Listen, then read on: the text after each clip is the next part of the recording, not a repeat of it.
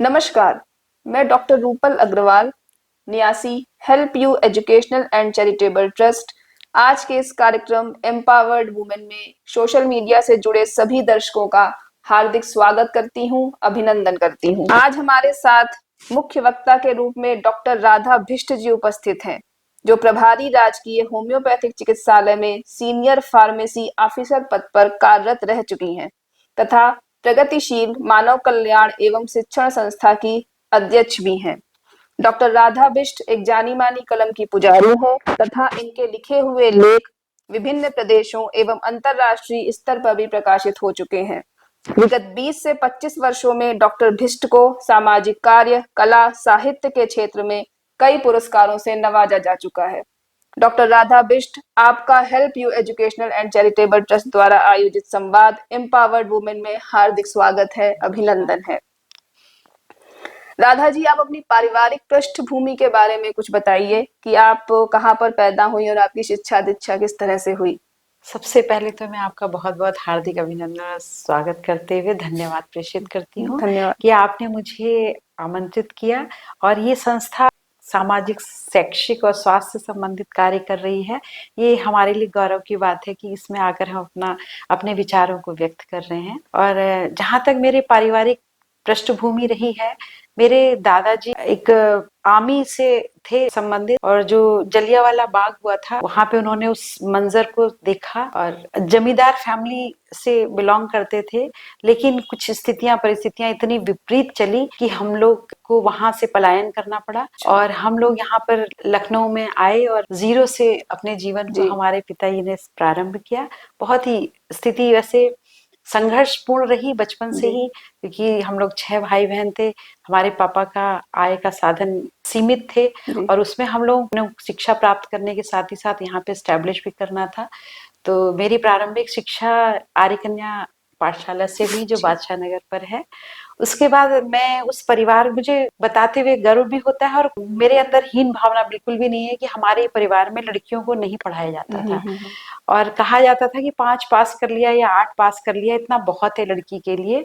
मैं उस परिवार से आती थी, क्षत्रिय परिवार से, जहाँ लेकिन मुझे बचपन से शायद पढ़ने का बहुत और पढ़ाने का बहुत शौक रहा है और मैंने अपनी शिक्षा को कंटिन्यू करा। करते करते बहुत संघर्ष और चुनौतियों के साथ में मैंने अपनी शिक्षा ग्रहण करी, जिसमें लखनऊ विश्वविद्यालय में उस समय लड़कियों को जाना बहुत बुरा माना जाता था। लेकिन जो हमारे अपने चाचा जी के कुछ सहयोग से मुझे परमिशन उन्होंने दिलवाई और मैंने बीए करा, एमए किया, फिर वकालत भी करी, साथ ही साथ में बीएड भी करा और उसके अलावा फिर दोबारा मैंने इकोनॉमिक्स में एमए करने के बाद फिर इंग्लिश में भी एमए किया, लेकिन हालांकि किसी कारण से वो पूर्ण नहीं हो पाया था। इस तरह से मेरी शिक्षा की यात्रा तो चलती थी, लेकिन मैं हमेशा बचपन से मैं भावुक बहुत रही हूँ। और कहीं पर भी अगर मैं देखती थी, जैसा एनएसएस कैंप में एक बहुत ही वृद्ध महिला थी, उसको मैंने जब देखा, गठरील हाथ में ली हुई थी, बहुत झुकी हुई कमर थी, चल रही थी, उसकी दीनता को देख करके मैं उसके पास गई और बोली और वहां से कविता के कुछ शब्द मेरे प्रस्फुटित हुए। तब मुझे ये नहीं पता था कि ये कविता है, लेकिन मेरे मैं भाव विभोर हो गई और संवेदनशीलता के कारण कुछ मैंने पंक्तियां लिखी थी और ये निरंतर चलता रहा। जब लखनऊ विश्वविद्यालय में कार्यक्रम होता था, अगर मुझसे कहा जाता था कि आपको इसमें बोलना है, तो वो न चाहते हुए भी 2-4 लाइनें या 8-10 लाइनें कविता की बन जाती थी और मेरे अपने मेरी विचार होते थे और उसमें मैंने बेस्ट एक्ट्रेस का भी अवार्ड मुझे मिला। मुझे डिबेट में बहुत अच्छे प्रथम द्वितीय उस पर रही मैं। इस तरह से वहां पर मेरा उद्देश्य था कि मैं ऐसे परिवार से आती थी अपने को पीछे रखते हुए, लेकिन रुचियां इतनी थी, सबको सपोर्ट करती थी, सबका सहयोग करती थी, लेकिन खुद सामने नहीं आती थी। और ये इस तरह से मेरा फिर यहीं लखनऊ में ही जन्म हुआ, लखनऊ में मेरा पालन पोषण हुआ, मेरा विवाह भी लखनऊ में हुआ और आज मेरी जीवन में एक बहुत बड़ी त्रासदी हुई कि मेरी बेटी का फीस जमा करने जा रहे थे, तो उसी समय ही हमारे हस्बैंड का ऑन दी रोड ऐसा घटना घट गई थी, जिससे फिर मेरे जीवन में चुनौतियां की भरमार थी। चारों ओर अंधेरा था, उसी में एक रोशनी के रूप में मेरी शायद शिक्षा ही काम आई। मैंने 3 बच्चे, मेरी 2 बेटियां हैं, एक बेटा है। उनको मैंने अपने जीवन में अच्छे से अच्छी शिक्षा देने का प्रयास किया और ईश्वर का आशीर्वाद था और आप जैसे बहुत से लोग मेरे जीवन में जुड़े, जिसमें मेरे को उन्होंने, मैं मतलब गुरु कहते हैं जीवन में होता है, लेकिन मेरे साथ में मेरे जीवन में बहुत से गुरु हुए बिल्कुल। जिन्होंने मेरे जीवन को संवारने में निस्वार्थ भाव से सहयोग दिया। तो मैं बड़ा इसमें अपने को भाग्यशाली मानती हूँ। 3 बच्चे मेरे बहुत अच्छी इस समय स्थिति पर हैं। इन्होंने बीटेक करा है और इन्होंने एमएस जर्मनी से करा, एक बेटी ने, और एक ने शिकागो से एमबीए करा, और बेटा भी अभी ग्रेजुएशन करके अभी लगा हुआ है और फिर कहीं मास्टर करने का विचार है। और मेरा जीवन, मैं चाहती हूँ कि इसी तरह से शिक्षा हो चाहे स्वास्थ्य हो, और मुझे नौकरी, जबकि शिक्षा में क्षेत्र में थी, लेकिन कुछ पारिवारिक जरूरतों जी। की वजह से मुझे इसमें राजकीय होम्योपैथिक चिकित्सालय में सीनियर फार्मेसी ऑफिसर के रूप में कार्य होने का सौभाग्य मिला, और उसमें मैंने एग्जाम पास किया, इंटरव्यू जी। पास किया, उसके बाद मुझे पद मिला। इसमें मैंने नौकरी नहीं करी, मैंने दिल से लोगों की सेवा करी। साथ ही साथ में कोरोना आया था, हमने 1.5 लाख तक से ऊपर बच्चों को आयुष्मान विभाग ने कहा था कि आपको इम्यून सिस्टम बूस्टअप करने की जो है दवा आपको डिस्ट्रीब्यूट करना है। मैंने 1.5 लाख से भी शायद ज्यादा तक लोगों को परफेक्ट। पहुंचाने का प्रयास किया, और बैठ के चाहे कोई रहे या न रहे, मैं अकेली वहां पर बैठ करके काम करती थी। हमारी एक हेल्पर को भी बुला लेती थी, और मैं स्वयं एनजीओ जितने भी, मैंने कोशिश करी कि सबके संपर्क में आके मैं दवाइयां डिस्ट्रीब्यूट करूं। बिल्कुल। बहुत से सभासद आए, उनको भी डिस्ट्रीब्यूट करा, जिन्होंने उसकी महत्ता को समझा। उन लोग आए और आकर के उन्होंने लिया, और मैं कभी डर नहीं लगा। कोरोना काल में लोग डरे गेट तक आने तक, किसी को छूने तक। मैं चाहे कोरोना हुआ किसी को, उनके पास भी संपर्क में रही, उनको दवाइयां मैंने अपने हाथ से दिया। जगह जगह झुग्गी झोपड़ियों में काम किया, एनजीओ के साथ में काम किया। पुलिस वाले लोग जो सड़क में मिलते थे मुझे, सफाई कर्मचारी, उनको भी मैं बांट देती थी, भले ही वो ले या न है, ऊपर निर्भर करता था। क्योंकि जब आप कुर्सी पर बैठे हो तो उसकी महत्ता अलग होती है, जब आप सड़क पे बांट रहे हो बिल्कुल। तो उसकी महत्ता का थोड़ा स्वरूप बदल जाता है। ऐसी यही जीवन मेरा है। मैं शिक्षा हो चाहे स्वास्थ्य हो चाहे सामाजिक हो, उस पीरियड में लोगों का ब्रेक डाउन हो गया था मानसिक रूप से, मैं स्वयं फोन करके उनको पहुंचाने की कोशिश करती थी सामान, और उनको काउंसलिंग करती थी, जिससे कि, और उसी में ही लोग मेरे को खुद भी फोन करते थे और कहते थे आपसे बात करके हमें एक मजबूती मिलती है, हमारा आत्मविश्वास जो है बढ़ता है, और हमें इस रोग से जो डर भय और एज अ टेरर लोगों के अंदर था, उससे उन्हें उबरने का समय मिला। और मेरा, मैं चाहती हूँ मेरा जीवन इसी में बीते। बस यही मेरी जीवन परिचय है, यही मेरे जीवन नहीं, की बिल्कुल यात्रा है। राधा जी, आप इतना अच्छा काम कर रही हैं, लोगों की इतनी मदद कर रही हैं, समाज को इतना कुछ दे रही हैं, जी। तो समाज भी आपको ज़रूर, आपको हाँ हाथों हाथ लेगा जी। और सब कुछ देगा। तो आप होम्योपैथिक चिकित्सालय में सीनियर फार्मेसी के पद पे कार्यरत थी, तो हिंदी साहित्य की तरफ आपका रुझान कहाँ से है? जैसा कि अभी आपने बताया कि आपने अर्थशास्त्र में एमए किया, फिर आपने इंग्लिश लिटरेचर में एमए किया, तो ये हिंदी साहित्य की तरफ आपका रुझान कैसे हुआ? हाँ, ये अपने में चुनौती तो नहीं कहेंगे, लेकिन सरप्राइज कह सकते हैं कि आपका लगाव था हाँ, हिंदी लगाव। साहित्य की तरफ। हिंदी बचपन में वैसे हिंदी से लगाव तो नहीं था, लेकिन शायद एक अंदर, हमारे अंदर एक स्वाभाविक रहा होगा, या ईश्वर प्रदत्त वो चीज हमारे अंदर थी कि कभी भी अगर मुझे कहा जाता था हिंदी में, तो वो कविता की कुछ पंक्तियां बन पंक्तियां जाती होती थी, थी। और कुछ थोड़ा सा अलग हट करके होती थी। धीरे धीरे मैं, संस्थाओं ने मुझे जोड़ा, प्रगति महापरिषद, उत्तराखंड महापरिषद, मानवाधिकार, और भी बहुत सी संस्थाएं हैं जिसमें मैंने जी जान से, पूरी शिद्दत से काम किया। मैं कहीं भी करती हूँ, अपने समय का सदुपयोग केवल करती हूँ उसको बढ़ाने में, उसको अच्छा सा बनाने में। जी। उसके बाद फिर मैं समय अपना घर पे या फिर और कार्यों में लगा देती हूँ। तो मुझे ऐसे टाइम पे अवसर मिला, और उसी में किसी ने कहा कि आपको मन संचालन करना है, मैंने मन संचालन, मन संभाला। और जब किसी ने कहा कि आपको किसी टॉपिक पर, कोई ना बोल पाए, अगर मुझे टॉपिक दिया जाता था तो मैं उसके पूरे बहुआयामी ले करके जो है उस पर बोलती थी, और कविता अपने आप अनचाहे मन से वो बन जाती थी। अगर गद्य भी बोल रही हूँ तो उसमें काव्य का पुट आ जाता जी। था। इसलिए, और सडन धीरे धीरे नवीन जोशी जी और धन सिंह मेहता जी और बहुत से ऐसे हमारे जीवन में आए, उन्होंने कहा नहीं, आपके अंदर ये प्रतिभा है, आप लिखिए, लिखने के बाद फिर जो है उसको करिए। और आज ये है कि मैं लिखते, इतना लोगों ने मुझसे लिखवाया कि मैं लिखते लिखते आज मेरी एक किताब काव्य झरना आपके बिल्कुल, सामने बिल्कुल। जी। आई, और ये भी 15 दिन के अंदर ये पुस्तक छपी, और राजकीय राज कर्मचारी हिंदी संस्थान से पुरस्कृत हुई। बिल्कुल। डॉक्टर हरिवंश राय बच्चन पुरस्कार से सम्मानित होने के साथ 1 लाख की धनराशि भी हमें प्राप्त हुई। तो वो लोग जब ईश्वर को कोई कार्य करवाता है तो मेरा मानना है कि वो हमारे साथ में हमारे सहयोगी अपने आप भेजता जाता है, वो कार्य पूर्ण होता जाता है, और ये मतलब कि कहते हैं चमत्कार के रूप में, और उससे आत्मविश्वास बढ़ता है और दूसरों को भी संदेश जाता है कि वो लोग भी अपनी प्रतिभा को देखें। और ये किताब छोटे रूप में है और मैं आगे भी कहानियां भी लिख रही हूँ, उसके लिए भी गया है। तो ऐसे ही होते होते हिंदी में कब हम आ गए पता भी नहीं चला। पता भी नहीं चला। कहते हैं कि लेखन जो होता है वो आपको एक नई दिशा देता है, आपके जीवन को एक नई दिशा देता है और आपको एक ऐसी मंजिल की तरफ लेके जाता है जहां पर आपकी सफलता आपका इंतजार कर रही होती। तो आज जो आगामी जो आने वाले समय के लेखक हैं उनके लिए आप कुछ संदेश देना चाहेंगी? हाँ, मैं संदेश देना चाहूंगी कि आपके अंदर प्रतिभाएं बहुत होती हैं और ईश्वर प्रदत्त होती हैं। दो तरह के लोग होते हैं, इनको एक को तो जो विरासत में मिलती है वो उसको उनको बनाया जाता है क्योंकि उनके पास सारे साधन उपलब्धता होती है, सारा साहित्य होता है। लेकिन जो ईश्वर प्रदत्त अगर किसी के अंदर प्रतिभा है, आप उसको दिखाइए, आप उसको चुनौतियों से डरिए नहीं। समाज में अपने को लेकर के आइए। जो बहुत ही प्रतिष्ठित लोग हैं, जो हमेशा अपना ही स्वयंभू को सिद्ध करते हैं, वो लोग शायद आपको आगे बढ़ने में सहयोग न भी करें, लेकिन वो आपकी प्रतिभा कभी छुपेगी नहीं। कभी ना कभी ईश्वर आपको ऐसा मार्ग दिखाएगा, ऐसे लोगों तक पहुंचाएगा, ऐसे मंच तक पहुंचाएगा कि आपको निश्चित है उसकी सफलता का। प्रतीक्षा ना करिए, उम्मीद ना करिए, लेकिन आप केवल मेहनत कीजिए। कहते हैं काम करो, कुछ काम करो, जग में रहकर कुछ नाम करो। तो काम का कभी ना कभी नाम अवश्य होगा। तो यही मैं आने वाली जो नवांकुर हैं उनके लिए संदेश देना चाहूंगी। आप अपनी जब पहली पुस्तक या पहला लेख प्रकाशित हुआ था तो उसके पीछे की कोई कहानी या उसके पीछे आपका जो भी मोटिवेशन रहा हो उसके बारे में कुछ साझा कर सकती हैं? हाँ, साझा कर सकती हूँ। मैं समाज में जाती हूँ, लोग अपनी मंजिल को देखते होंगे, मैं समाज के आसपास के लोगों को भी देखती हूँ। आसपास में कुछ, जब एक उदाहरण मैं देती हूँ, मैं जब जाती हूँ तो किसी के मैं हंसते हुए चेहरे देखती हूँ, किसी के उदास चेहरे देखती हूँ, किसी का रोता हुआ चेहरा देखती हूँ।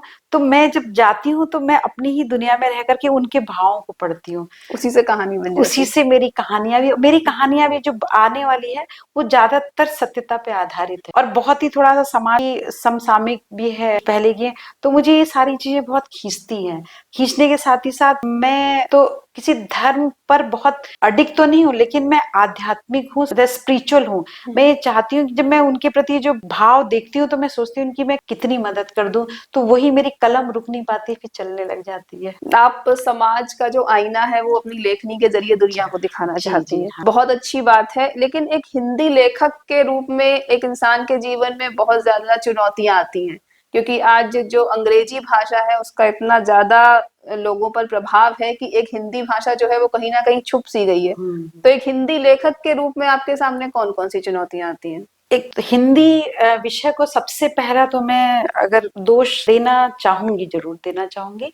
कारण क्या है, हमारी सरकार ने हिंदी और संस्कृत या और भी कई भाषाएं हैं उसकी महत्ता को नगण्य कर दिया है और ग्लोबलाइजेशन के नाम पर इंग्लिश का ही प्रचार प्रसार किया जाता है, उन्हीं इंस्टीट्यूशन को महत्व दिया जाता है। बहुत से ऐसे हमारे सरस्वती शिशु मंदिर हैं या बाल विद्या मंदिर हैं, और भी कई भाषाओं के ऐसे हैं, उनको प्रमोशन करने के बजाय हमेशा उन्होंने अंग्रेजी माध्यम को ही हमारे ब्रेन में इस तरीके से डाल दिया कि हमारा जीवन का स्तर अगर बन सकता है, सुधर सकता है, तो केवल वो अंग्रेजी माध्यम से हो सकता है। अगर हम ग्लोबलाइज होना चाहें तो अंग्रेजी ही उसका एक माध्यम है। हमने हिंदी, संस्कृत को और भी अपनी जो भारतीय भाषाओं को है नगण्य की ओर ले जा रहे हैं।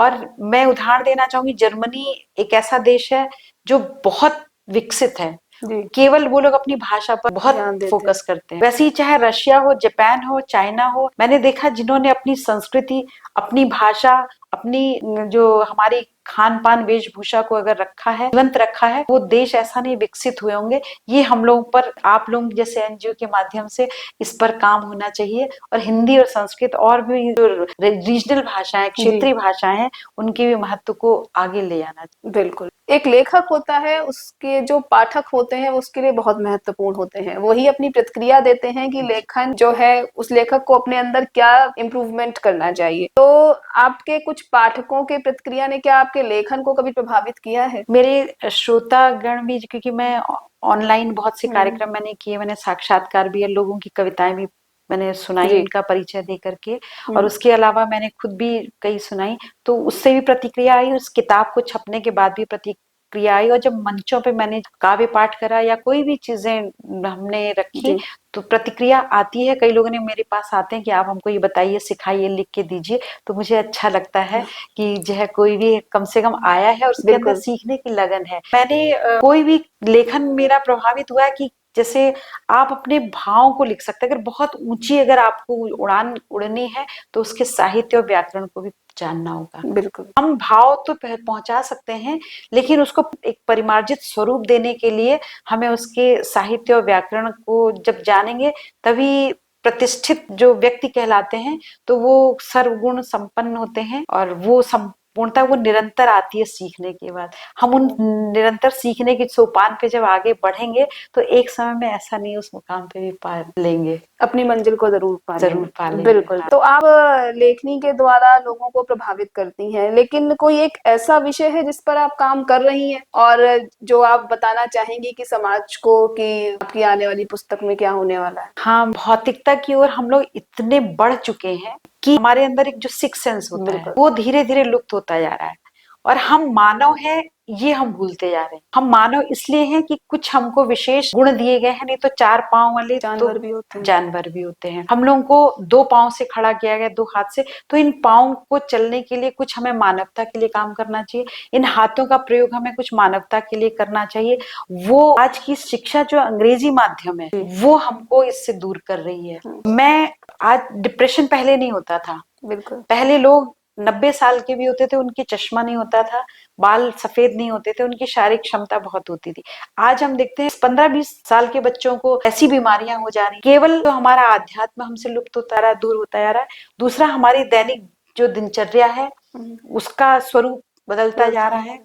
तीसरा, खान पान पे हम लोगों को ध्यान देना चाहिए, क्योंकि ये शरीर हमको एक बार मिलता है और ये मंदिर है हमारा, इसकी हम पूजा करें, इसलिए करें कि हमें इस दुनिया में बहुत कुछ देना है, इस समाज को बहुत देना है। और मेरा यही कारण है कि मैं इस समाज को जितना अपने स्तर से उन्हें नैतिकता के आधार पर विज्ञान समझाऊं, नैतिकता के आधार पर उनको साहित्य समझाऊं, और नैतिकता का आधार लेकर के विश्व में अगर नाम कमाना है तो आप अपने आत्मविश्वास, अपने आत्मिक जो आपने ज्ञान लिया है उसको आप विश्व में पहुंचा सकते हैं। जैसे जर्मनी में मैं गई थी अभी, तो मैं चाहती तो उनके ही संस्कारों के हिसाब से मैं ढल सकती थी, लेकिन मैंने एयरपोर्ट में भी मैंने सूट पहना, साड़ी पहनी, और मुझे बड़ा गर्व हुआ, मैंने बिंदी भी लगाई, मुझे बड़ा गर्व हुआ कि मैं भारतीय हूँ, भारत की नारी हूँ, वहां से आई हूँ, उसको रिप्रेजेंट कर रही हूँ। भले ही मैं, तो मुझे बहुत सम्मान मिला हर जगह वहां, चाहे मैं होटल में गई हूँ, चाहे मैं एयरपोर्ट में गई हूँ, तो मैंने लोगों ने नमस्ते किया। आप भारतीय संस्कृति का बहुत मान है बाहर, और ये मैं फक्र के साथ कहती हूँ, ये हमारे हर भारतवासी को ये आत्मविश्वास होना चाहिए कि हम भारतीय हैं, और कहीं भी जाएं हमें अपने उस ज्ञान को जो हमारे अंदर निहित है और उसको भौतिकता के ज्ञान से जोड़ करके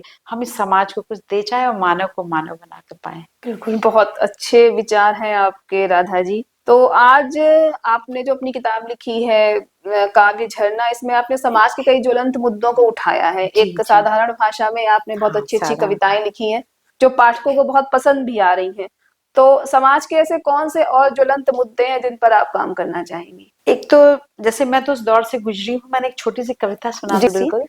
तो मैं चाहूंगी, तो महिलाएं जो चाहे वो समाज का काम कर रही हो, चाहे एनजीओ चला रही हो, चाहे वो कोई कहीं कार्यरत हो, उनका जीवन बड़ा चुनौतियों पूर्ण होता है, और जिसको हर व्यक्ति, तो इसलिए कहते अपने वजूद को भुलाकर सबकी सोचती है, दुआ सबके लिए सदा करती है, कोई अपमान करे या नजरअंदाज पर कभी उफ नहीं करती, कई रूपों में खुद को ढाल मिटा देती है, कभी माँ, बेटी, बहू, तो कभी पत्नी, बहना के स्वरूप में जीवित रहती है। भोर उठ बिस्तर में सबको चाय पहुंचाती है, चारों पहर भोजन बनाती, घर की सफाई हो या कपड़ों की धुलाई, सर उठाकर करती है, गृहस्थी के कामों को निपटाकर नौकरी भी पुरुषों से आगे बढ़कर चढ़कर काम कर दिखाती है। इतना करने पर भी सबको खुश कभी नहीं कर पाती है, उबती हार जाती हूँ मैं भी तो थकती हूँ, फिर भी खिलखिलाती हूँ, मुस्कुराती हूँ, औरों की तरह जीती जागती एक इंसान हूँ। क्यों नहीं कोई यह समझता है, क्यों कोई नहीं यह समझता है,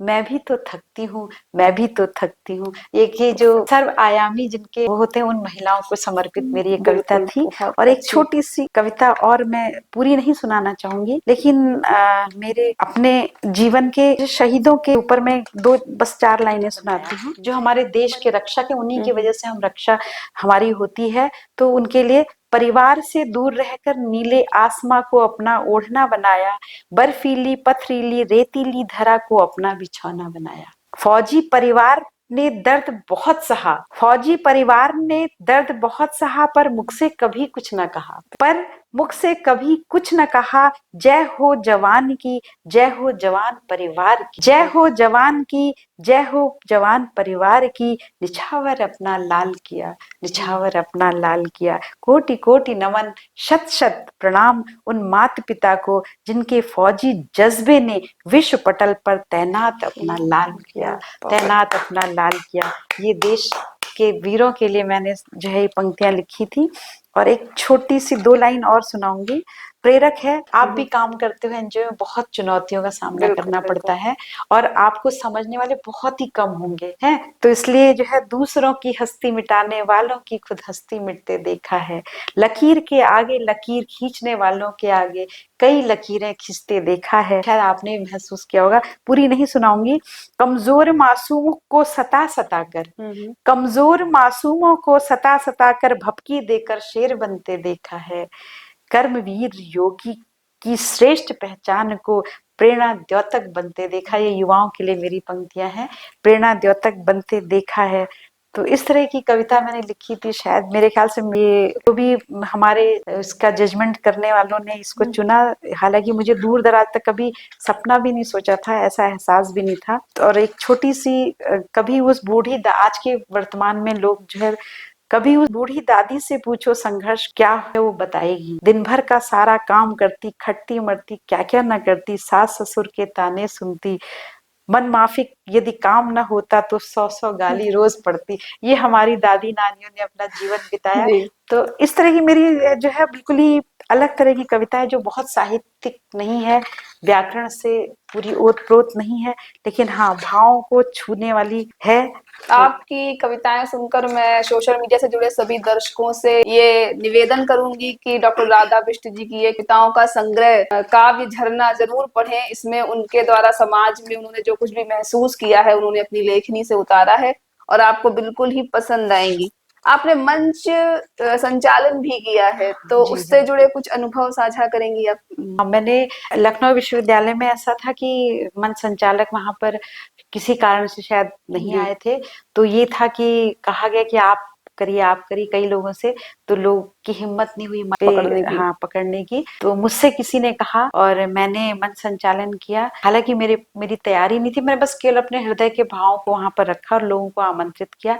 तो वहां से मेरी यात्रा शुरू हुई और पर्वतीय महापरिषद में मैंने हमेशा महिलाओं और बच्चों के जो कार्यक्रम दिन के होते हैं उनको संचालित किया। उत्तराखंड महापरिषद में किया और फिर ऑनलाइन कोरोना काल में तो बहुत से मैंने मंच संचालन किए, साक्षात्कार लिया और कई कार्यक्रम किया। और आज भी बहुत से मंचों पे मुझे जब आमंत्रित किया जाता है तो मैं करने में मुझे अच्छा लगता है। कारण क्या है, मैं लोगों से जुड़ती हूँ, लोग मुझसे जुड़ते हैं और लोगों को अप्रत्यक्ष रूप से कुछ संदेश भी मैं देती हूँ, तो ये इसलिए मुझे मंच संचालन करना अच्छा लगता है। आप शिक्षा और स्वास्थ्य के क्षेत्र में निरंतर कार्य कर रही हैं, तो आप दोनों के बीच में समन्वय कैसे बैठाती हैं और किस तरह से क्या संदेश देना चाहती हैं कि जो व्यक्ति या जो आज का युवा है वो अगर मल्टीपल चीजों में काम करना चाहे तो वो किस तरह से कर सकता है? शिक्षा तो मैं, चूंकि अध्ययन अध्यापन कार्य मेरा शौक था और मैंने प्रौढ़ शिक्षा में, जब मैं बहुत छोटी थी, करीब 15-17, इंटर मैंने 16 साल में करा था, तो मैं प्रौढ़ शिक्षा की महिलाओं को, जो एडल्ट एजुकेशन था,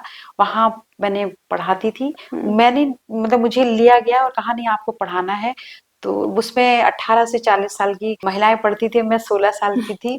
तो वहां से मेरा वो अंदर था भाव कि क्या करूं, और मुझे बहुत रुचि से पढ़ाती थी। और जब आगे ये मेरी पढ़ाने की जो प्रक्रिया चली, लखनऊ विश्वविद्यालय में भी कई बार ऐसे मुझे अवसर मिले जब प्रश्न पूछा जाता था, तो जो कोई और आंसर नहीं दे पाता था, मैं जाकर के ब्लैक बोर्ड पर उनको सॉल्व कर देती थी इक्वेशंस वगैरह, क्योंकि इकोनॉमिक्स में मैं एमए किया तो वहाँ पे।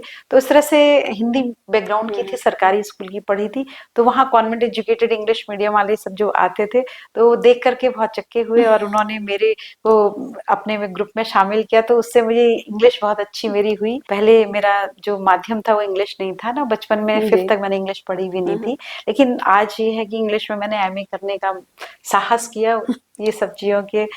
इसलिए मैं ये कहना चाहती हूँ कि जो आज के लोग अगर ये इंटरव्यू सुने, तो impossible word is not in my dictionary, केवल हमें प्रैक्टिस मेक मैन परफेक्ट, इस टाइप की जो चीजें कहीं इनको प्रमोट करना चाहिए। इससे व्यक्तित्व उनका बनेगा और आगे बढ़ेंगे।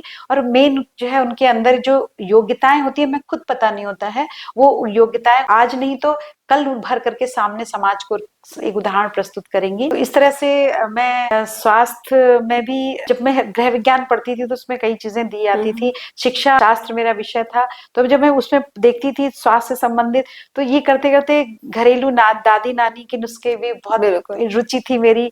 और ईश्वर ने मुझे कहाँ शिक्षा से ला करके अपरिहार्य कारणों से स्वास्थ्य में डाल दिया। तो स्वास्थ्य में मैं पूरे पहलू लेकर के उनके जीवन, पहले काउंसलिंग करती थी और उनको सारी उनसे सुनती थी। सुन करके क्या होता है कि जो एक रोगी आता है वो रोग लेकर के आता है, उसको सुनने वाला कोई नहीं होता है। उनको दवाइयां तो बहुत दे दी जाती हैं, लेकिन उनके अंदर के जो भाव होते हैं उसको निकाल करके हल्का करने का एक जो काउंसलिंग एक प्रोसीजर होता है, वो मुझे करने में आनंद आता था। और उनकी सारी समस्याएं सुन के और उनको पहले उनको सहज करके, और मैं चाहती हूँ कि दवा से दुआ वाला जो काम है वो कर सकूं तो बहुत अच्छा है। और वो शिक्षा और स्वास्थ्य दोनों ही माध्यम मुझे लगते हैं सबसे सरल सही है, श्रेष्ठ है। क्योंकि आज के युवा को अगर शिक्षा अच्छी चाहिए तो स्वास्थ्य भी अच्छा चाहिए, क्योंकि आज हमारा पर्यावरण इतना प्रदूषित हो चुका है कि हमें स्वास्थ्य संबंधी जो एक सलाह है वो भी चाहिए। आज का ये इंटरव्यू, आज का ये कार्यक्रम help you educational and charitable trust की तरफ से आयोजित किया गया है। आप हेल्प यू ट्रस्ट के बारे में कुछ कहना चाहेंगी हमारे दर्शकों से? हाँ, मैं इस संस्था से जुड़ी। सबसे पहले एमिटी विश्वविद्यालय में वुमेन्स डे पर आमंत्रित किया था और सम्मानित भी किया था। तो मैं अभी बहुत आपकी संस्था के बारे में तो नहीं जानती थी, लेकिन मैंने जब रूपल जी से बात किया और उनसे मिली, उनकी सहजता सरलता मुझे प्रभावित करी, पहली बात है। फिर दूसरी जी, आपके जो है हस्बैंड जी से मिली, उनका जो विराट व्यक्तित्व था, समाज की सेवा तो बहुत लोग करते हैं, लेकिन उनके व्यक्तित्व और उनके चेहरे पे मैंने एक चीज देखा कि हृदय से वो समाज से जुड़ करके सामाजिक कार्य और समाज की कुरीतियों को मिटाने का पूरा दृढ़ संकल्प लिया हुआ है। और इस क्षेत्र में आपकी जो संस्था है वो लगातार काम कर रही है, बहुआयामी कार्यों को लेकर के चली हुई है, लोगों को जोड़ती है और हृदय से आप लोग सामाजिक कार्य करते हैं। यही जो आपके चेहरे से झलकता मुझे बहुत प्रभावित करा और मैं आत्मिक रूप से इस संस्था से जुड़ी हुई हूँ। और जब भी मेरी आवश्यकता होगी मैं तत्पर रहूंगी। जिस भी क्षेत्र में आप मुझे मेरी सेवा लेना चाहेंगे, ऐसे हम इस संस्थाओं से जुड़ते हैं, ये हम लोगों के लिए सौभाग्य की बात है। संस्थाएं बहुत हैं जो अपने को कार्य करती नहीं करती, मैं किसी के प्रश्न चिन्ह नहीं कर सकती कि सेवा भाव कितने में है कितने में नहीं है, लेकिन आपकी जो संस्था कर रही है वो हृदय से कर रही है और ये समाज में उसका सभी के तबके के लोगों को आप ढूंढते हो, आप स्वयं जाते हो और लोगों को अपने से जोड़ते हो। इसलिए मैं इसके हमेशा उज्जवल भविष्य की कामना के साथ ही साथ आपका बहुत बहुत धन्यवाद करती हूँ कि आप में जो मानवता है वो प्रभावित आपकी आंख और चेहरे से दिखती है और वो हमेशा ऐसी बनी रहेगी। और इस समाज के जो बुझते चेहरे हैं, बुझती आंखें हैं, उनको जो है प्रकाशित करने के लिए जो आपने दृढ़ संकल्प लिया है उसमें मेरी सहभागिता रहेगी। उसके लिए मैं बहुत बहुत आपका आभार व्यक्त करूंगी। आपका बहुत बहुत धन्यवाद राधा जी कि आपने अपने इतने अच्छे विचार हमारे साथ साझा किए। एम्पावर्ड वुमेन सीरीज के थ्रू हम उन महिलाओं के जीवन को आपके सामने ला रहे हैं जिन्होंने समाज के लिए कुछ अच्छा कार्य किया है। इसी तरह आपके सामने एक नया इंटरव्यू लेकर के फिर आएंगे। तब तक के लिए धन्यवाद।